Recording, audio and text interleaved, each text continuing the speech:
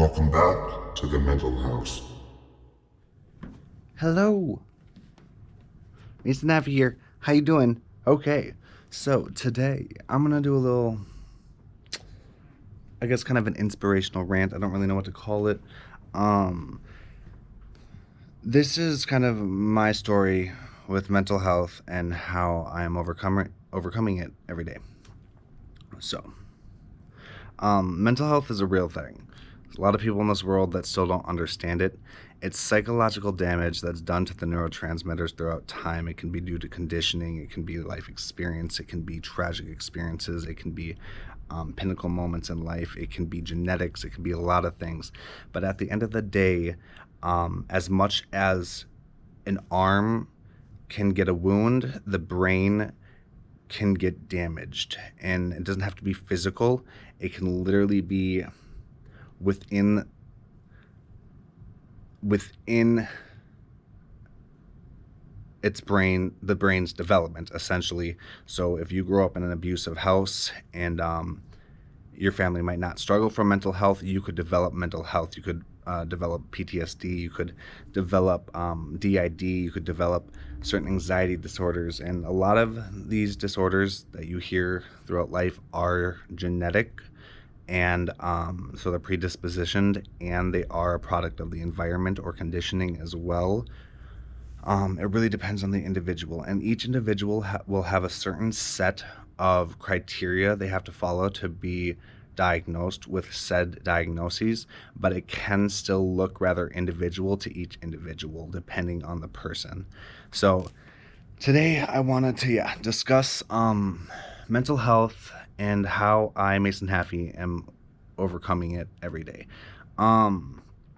So I've had every diagnosis you can think of. Literally, I have pretty much been diagnosed with everything. It's all over the board. I'm working with my therapist, and what we're primarily focusing on is chronic PTSD and DID, dissociative identity disorder. Though that's not my final diagnosis yet. A few self-diagnoses that I have that I do speak of as actual diagnoses, just based off my knowledge, is generalized anxiety, insomnia, and well, my psychiatrist has a lot of these diagnoses down, but we don't. I'm working with my therapist pretty hard. Generalized anxiety, insomnia, ADHD is a big one. Chronic PTSD, and potentially DID. And how do these affect me? Well, there's good and bad. So, DID. It's formerly known as multiple personality disorder. And I know everyone's mind goes straight to Hollywood when you think of that, like a person being like 10 different people and having completely different mood switches and different personalities, distinct personality. Like, that can happen, but that's less likely than other forms of DID.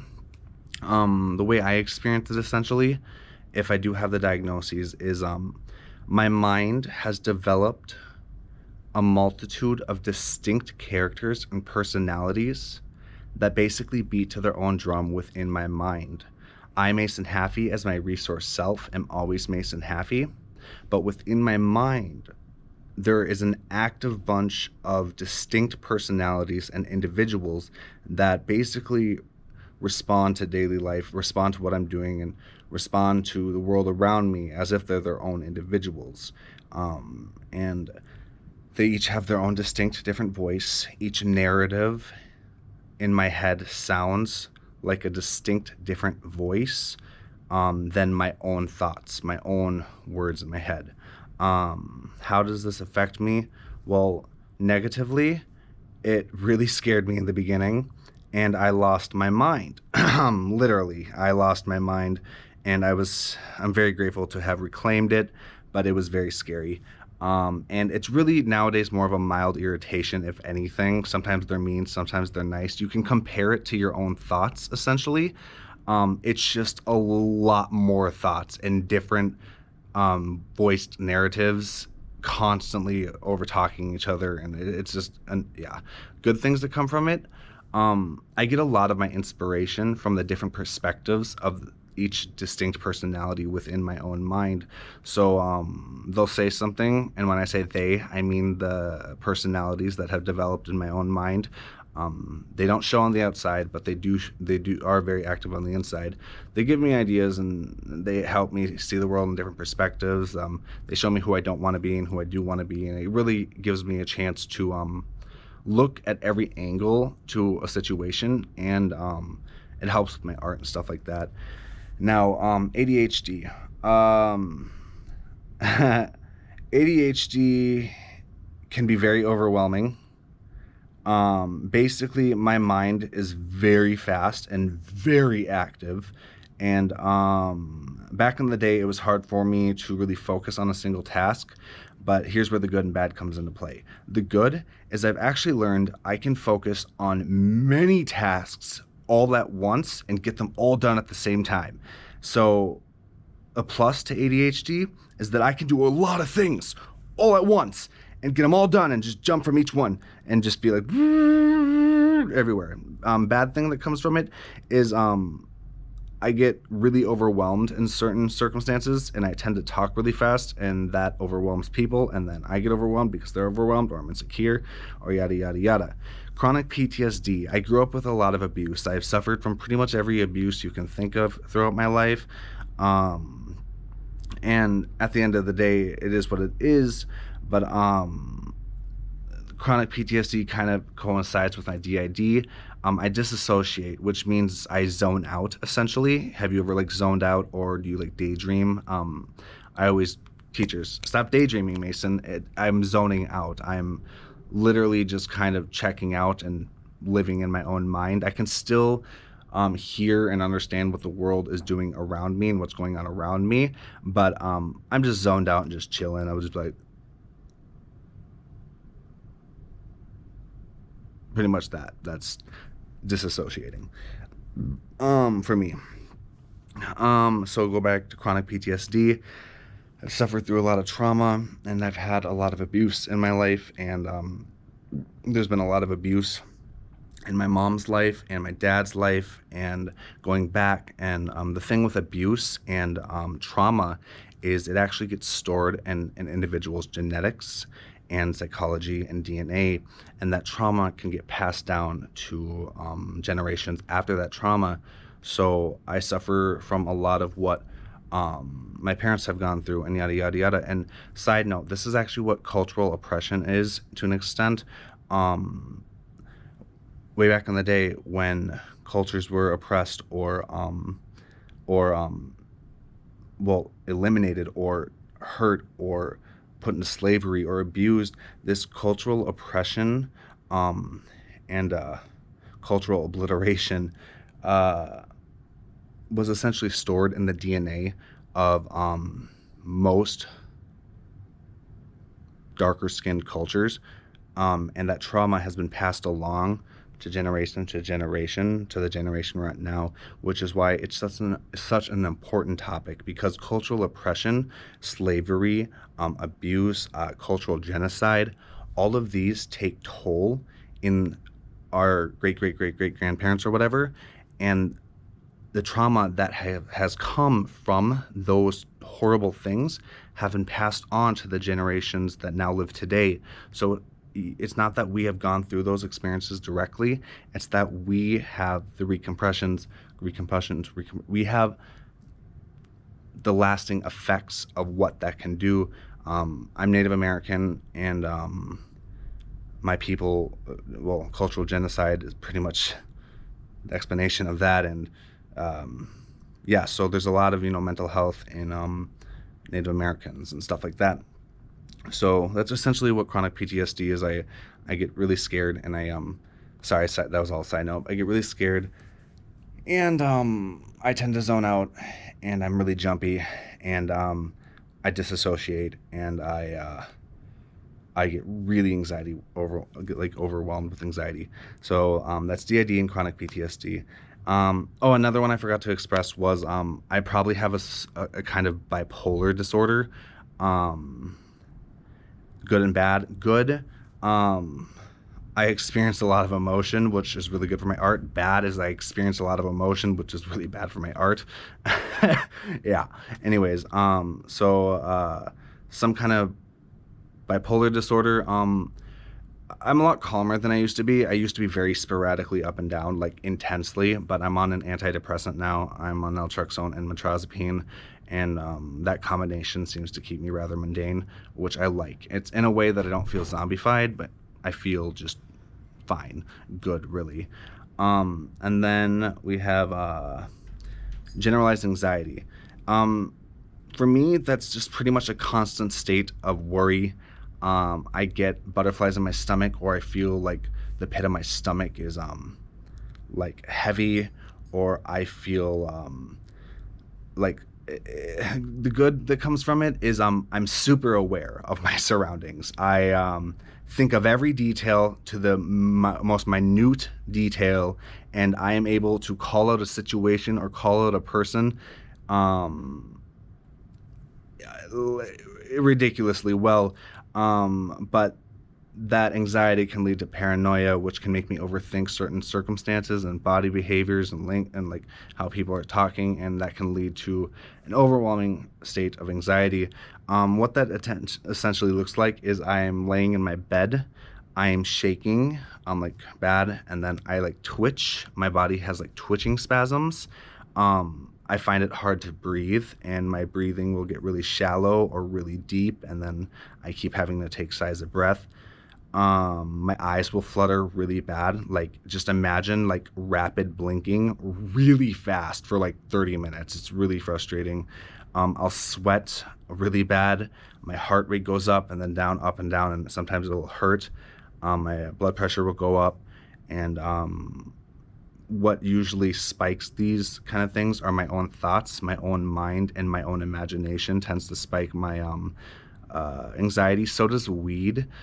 Smoking weed makes me really anxiety ridden and paranoid, so I just don't do that nowadays. So we have DID, chronic PTSD, bipolar disorder, generalized anxiety. Now, insomnia. There's really not much good that comes from insomnia, let me tell you. There's nothing. I have tried to figure something out, and there's really nothing I enjoy about it. It sucks. I will literally be exhausted, and then I will lay down in bed, and then I'll be like, yes, it's time to go to sleep. And then 6 hours later, I am asking myself, why am I not asleep? When I go to bed at night, I essentially plan to be asleep within 1 to 6 hours. Imagine laying there for 6 hours, just 6 hours, just rolling and tossing and turning, and you're just not falling asleep. Why aren't you falling asleep? You're so tired. I don't know. I am so tired. I just want to go to bed. And you just can't fall asleep. And then other times I can fall asleep, but like within an 8-hour sleeping period, I will wake up once every hour, wake up, toss and turn, and then fall back asleep. Wake up, toss and turn, and then fall back asleep over and over and over. And this happens like every night. So I have to set out usually anywhere between like 10 to 12 hours worth of sleeping time to ensure I get the right amount of sleep. There's nothing really good that comes from it. I do not like insomnia. So that is DID, that is chronic PTSD, that is bipolar disorder, that is generalized anxiety, that is insomnia, and then I think that sums it up. So DID, chronic PTSD, bipolar disorder, insomnia, ADHD, and generalized anxiety. That's pretty much my mental health and how it affects me. I might be forgetting one, but I don't think so. If I am, then I guess I'll see once I'm editing this video. Now, here's some things that I do to work with this. So, on my good days, this is the most important aspect. On your good days, the days that you are feeling good, you practice techniques that will help you cope. on the bad days. And then eventually on the bad days, it will be easier to practice these techniques because you've already practiced them on your good days. It takes hard work and consistency. There are many different things you can do to help and maintain your stability within your own mind regarding almost any mental health disorder. Now, some of the things that I do that pretty much will help all aspects to mental health. So, a really good morning routine. Wake up around the same time every day and basically have a routine that revitalizes you and prepares you for the day. And if you can just get through this routine and then just go back to bed, that's fine. But wake up and have a good routine. My routine is I wake up, I make my bed, I brush my teeth, I drink a cup of coffee, I have a cigarette, I do mirror work, which is basically talking kind affirmations to yourself in the mirror.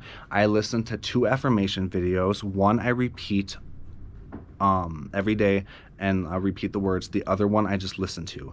I watch 1 inspirational video as well, just to help me like be inspired for the day in life. I sit down and I write down my daily 3s or daily 5s. My daily 5s are essentially 5 affirmations, 5 things I've done successfully, 5 gratitudes, 5 things I'm grateful for, 5 things I want to manifest into my life, and 5 prayers. And then I check my morning analytics on my YouTube, on my Instagram, on my SoundCloud, everything. I check my analytics just to see how my views are doing and what's popular and what's popping up and yada, yada, yada. And every morning this takes me an hour to maybe at max 2 hours. And so I try to, give myself at least an hour in the morning to prepare myself for the day. And this also includes writing down goals for the day. If you just take literally 14 minutes of your day to plan out the rest of your day, it will go a lot better. I promise you that. So number 1, a good morning routine that you can stay consistent in and love. And all of those things that I mentioned are things that I do to help maintain my mental stability. Other things that are really useful are stabilizing techniques like grounding techniques, going outside and grounding your feet literally in the dirt and taking a moment to breathe. Meditation is always good. Prayer is always good. Something that really helps me is something that affects the 5 senses. So if I'm starting to get overwhelmed, I'll put on an incense. I will turn on some lo-fi calming music. I will wrap myself up in a warm blanket. I will drink some hot cocoa and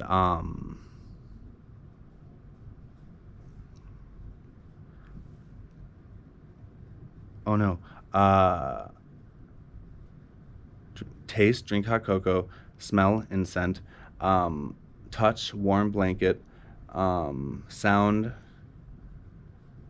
Oh, and then sing, and then I will maybe watch, like, I don't know, just something that makes me laugh, or some kind of like calming rain video or whatever, something like that. So something that affects your 5 senses that can help your mind detach from its personal issue that it's going through, that mental elapse that you're going through, something that you can take that mental elapse and then connect it with something that will help ease it and transition it. See, the goal is your brain has all of these neurotransmitters and these paths. Think of them as like roads and bridges and stuff.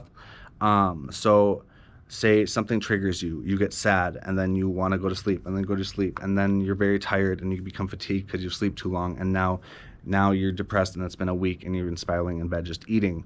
Well, those are all neurotransmitters, pathways that your brain is used to taking. What you have to do is interrupt this typical path with something new, and then teach your mind and brain this new path, this new bridge for it to follow. So the next time that you go through this, it'll get easier and easier for your brain to follow its new path instead of its current one. So instead of laying in bed because you're tired and you're feeling sad because something triggered you, go take a cold shower, shock your senses, and revitalize your mind, and maybe like do your eyebrows or brush your hair or something like that. Just try to switch things up and do this consistently, and you will notice results. So those are a few things that I do, you know, and other things like, you know, therapy, talk to a friend, medication if you need that. Art is really important for me. Yeah, so those are some of the things that I do that maintain my mental stability. And my advice to you is, if you have mental health and you're struggling with it, go back to my tactics to maintain mental stability and really watch over that. Do inspiration videos. You don't have to take an hour and a half a day in the morning for your morning routine, but start with something for like 15 minutes. Wake up, brush your teeth, make your bed, go outside and meditate in the backyard for like 5 minutes or something, and drink a cup of tea or something. I don't know. Just make a solid morning routine and commit to that. If you can commit to that in the morning, then, and you sleep the rest of the day, that is considered a successful day. Maybe start with writing down 1 or 2 goals every day that you're going to commit to. They can be simple, like taking out the garbage and mowing the grass, or it could be as simple as just do my morning routine and talk to a friend or something like that. I usually do between 5 and 10 goals every day, and I do those. I also follow a calendar to keep my life structured, so there's nothing too chaotic going on. Yeah, so there we go. There will be mental health hotlines in the link below. If you need any of them, go ahead and check them out. I love you very much, and I know life is hard, and mental health can be very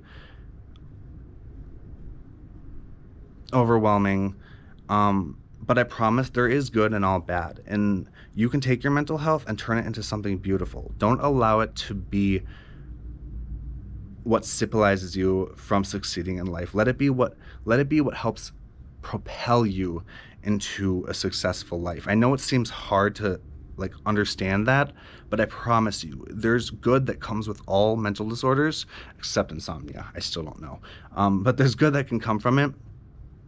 And if you really hone in on who you are and don't let mental health define you, but be the reason you are able, but like, don't let it define you. Like, I promise, just take 10 to 15 minutes in the morning, do a morning routine, write down 2 to 5 goals, do these goals every day. Do this every day, and I promise you, you will start to feel a little better. It'll be easier to maintain your mental health. And over time, you will be able to develop skills that most people can't develop because of your mental health. Like, I can seriously work on like 10 projects at once and get them all done within like a 5-hour period, where one person is overwhelmed by like 3. It's like ADHD, woo! So yeah. Thank you so much for watching. Don't forget to like, comment, share, and subscribe to get notified every single time I upload a new video. Click the little bell icon.